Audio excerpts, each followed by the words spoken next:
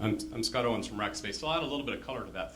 So from a hosting perspective, the way we kind of look at it is we're not a co-location facility, but we're a managed facility, right? So we basically take care of all the way up to the application, and after that it is the customer or the partner's responsibility.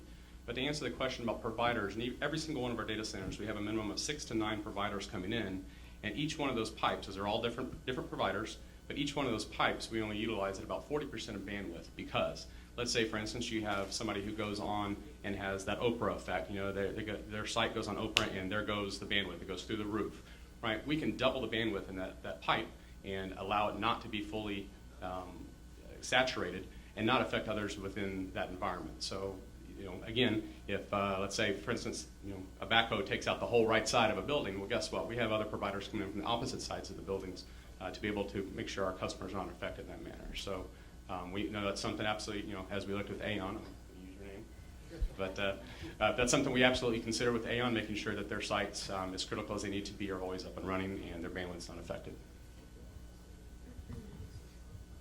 So we have Jim. There was a question for Chris at Ace. So there's a question from Chris at Ace, and don't hesitate to raise your hand if I get this wrong. As a cloud purchaser, how much leeway do you have in negotiating SLAs, or do you have to take what the contract offers? And that was by Jim. Jim sent that? Okay, did I say that right? Yeah, very good question, Jim. I mean, it's one thing, if you're off to a bad start if you don't get your contracts lined up.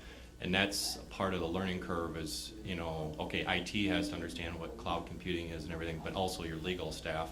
So the key thing is getting in with them and cleaning up those contracts. And there's standard templates, right? So obviously a lot of you are going to be missing the incident handling, if there's an incident at that location, how they're going to work you into it and inform you. Prime example, like with Ceridian, where we have our HR data out there, we had a breach found out in the press. There was no information coming to us whatsoever. Turned out when we looked into it more, it wasn't affecting our side of the house, but still it's a lot of it with your points right on, and not only SLAs, making sure those are baked in there, but incident handling, what are their security controls, and especially the right to audit. Make sure you always have that in there so you can, at any point, I would always recommend on an annual basis, go take a look at their SAS 70s, look at their PKI, PKI, different compliance type requirements that they're being held to. But could you get the terms you really wanted? Do the SLAs meet your needs, or do they say you can only go so far? I mean, do they really have a cutoff where we can only make so much customization for you? So the answer to your direct question is no, we didn't. So we're still working on it though, and that's absolutely. And that's, I think a lot of it was legacy. It was we're already behind the game, but we're coming back and we're doing more supplier risk assessments of those environments and trying to get the contracts we worded. So you're right. We're missing a lot of that, and we've got room to improve on that. We have some music playing here. Karaoke. Yeah, we'll just all dance as we're asking questions. Does anybody else have any questions for these guys? Maybe somebody could check out see what's going on with these. Can I speak to the SLA question? Please. And again, I'm going to say this from a hosting perspective. Look, and boy, I can hear my attorneys already, but here it goes. Absolutely, I would, put the pressure back on your providers. And again, I'm going to say this from a hosting perspective, but yeah, absolutely, look at your SLAs, making sure that it speaks to all of your business units and what's going to be housed in those environments. But yeah, flex your muscle a bit. I mean, absolutely, we look at those on a regular basis. There are some points in there that, we may ask you to hold to 8 out of the 10, but there's a couple in there I think we can absolutely reconsider. So don't feel like you're under the thumb all the time. Because that is the biggest security issue. Is why people don't want to give up to the cloud, is they can't get that control that they are giving up in an SLA lockdown baked in that way. Okay, but you're also going to have to understand too is that when we use that 5-letter word, we need to use it cautiously, right? Because cloud is absolutely for everyone in this room, but it's not for everything. So you need to really understand what's going into that environment, right, and how it's going to be leveraged, who's going to be touching it, who's going to be sniffing at it.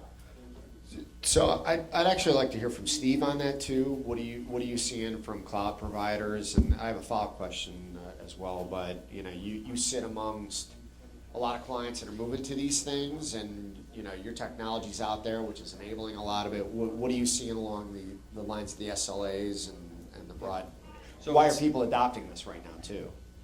It's still early, meaning that, we see a lot of companies today that want to actually have internal clouds, but we definitely see a movement towards external clouds. And to your point, it depends upon the applications, right? So sometimes the more controlled the application, the more sensitive, they definitely want to move away from distributed computing and begin to centralize that and offer it more as a service.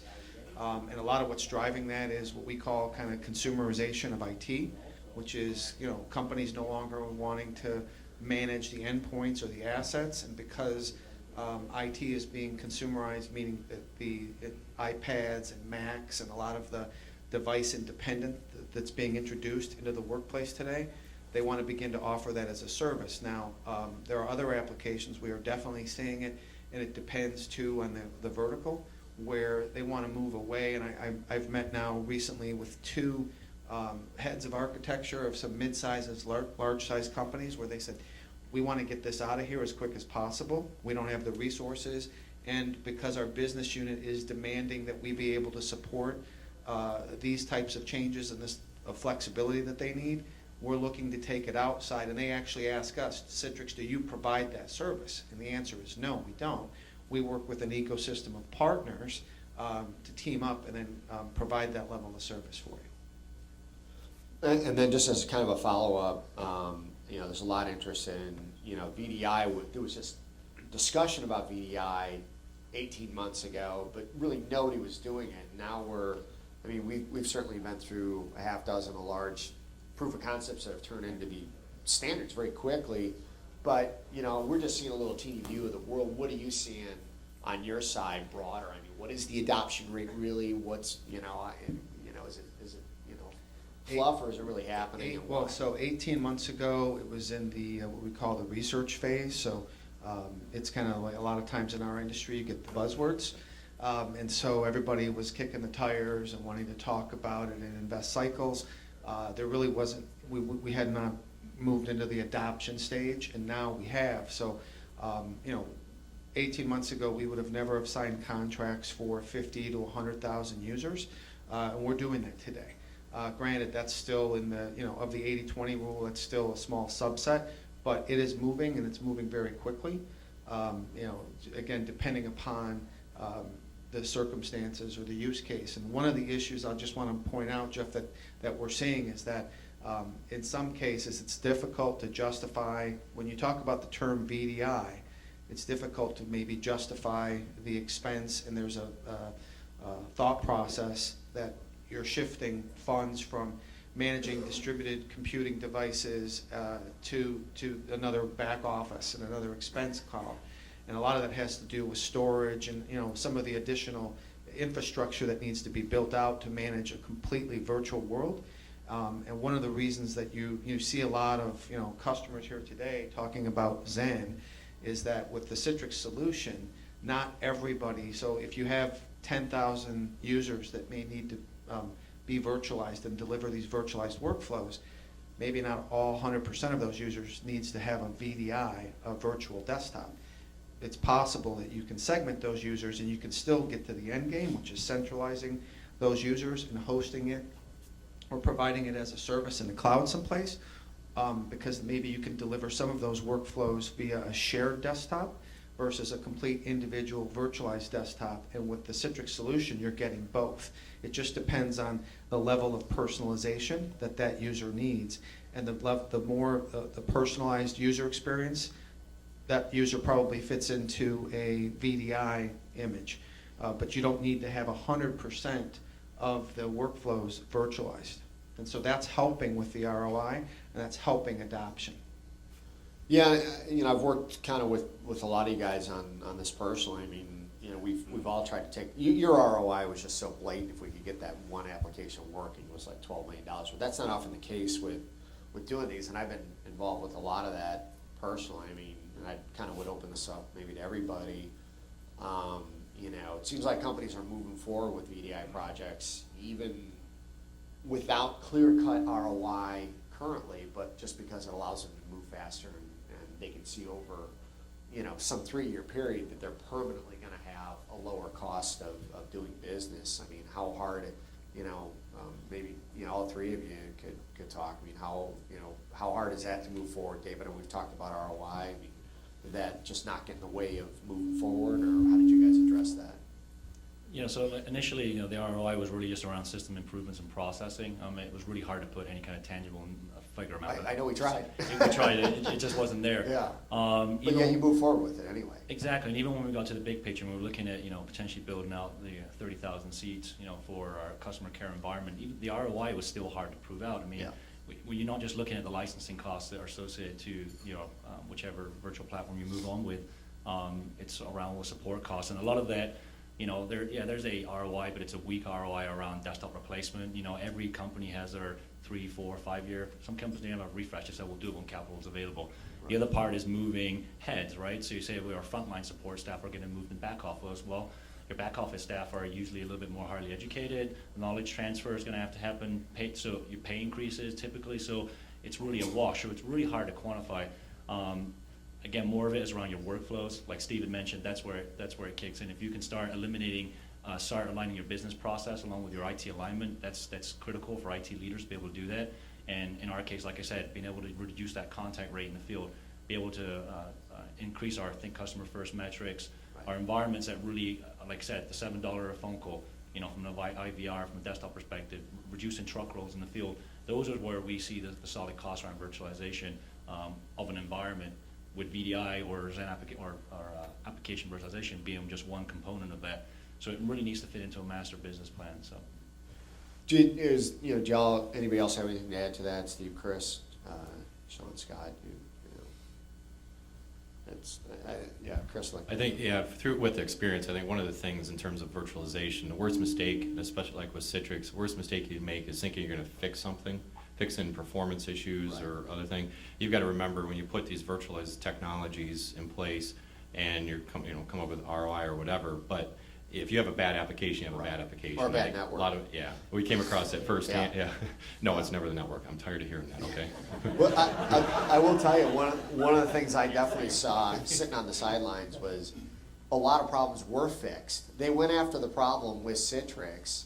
Right on. It made them better, but what it forced was everybody to figure out what was actually wrong with the network. And then once we figured out, so it really forced change, I think in everybody's case that was up there, and Comcast actually had a pretty good network to begin with. So, but it still gave you guys opportunity for improvement. Ace on the other hand, and certainly Ann had some areas too. So, Mark, did you have some questions? Yeah. At break I was talking to a couple of the customers, so I got some questions that I overheard, so we'll bring them up to you.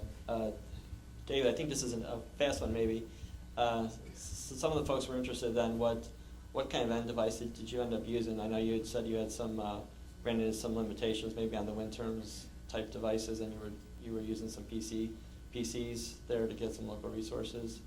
Which way did you end up going, or was it a mix? Or Yeah, it actually ended up with a mix. We actually realized that, once we got a better understanding of our computing relations, it's not necessarily about what you're just putting on the Zen farm environment. If you don't have if your distribution, whether it be the full desktop delivered from the environment, whether it be Zen app or Zen desktop, your environment's going to change. So we ended up kind of pulling back the environment, and really for more lightweight environments like our training environment, where it doesn't need the processing and the IO count is not really that much important. The rendering, then we were able to do that for our training environments. But yet, from a call center perspective, we still realize that because of these heavy training videos that we have and the call, that it still makes sense.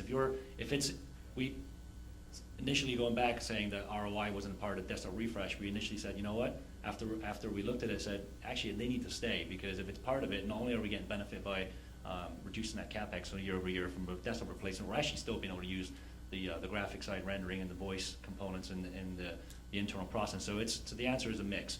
But again, it has to be evaluated. If you're coming up on a life cycle where you need to look at it, just evaluate both. But both work in the environment. You just have to make sure that your business need for each one is properly quantified. So. Okay, thanks.